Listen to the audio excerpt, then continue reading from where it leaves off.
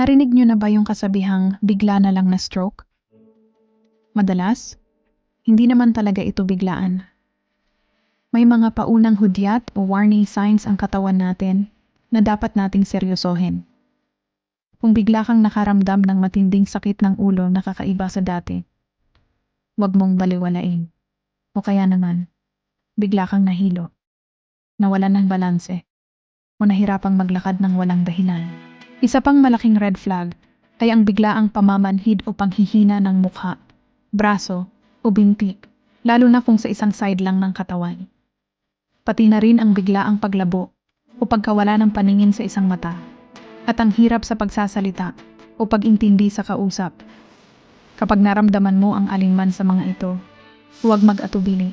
Agad na magpakonsulta sa doktor para maagapan at maiwasan ang mas malalang problema.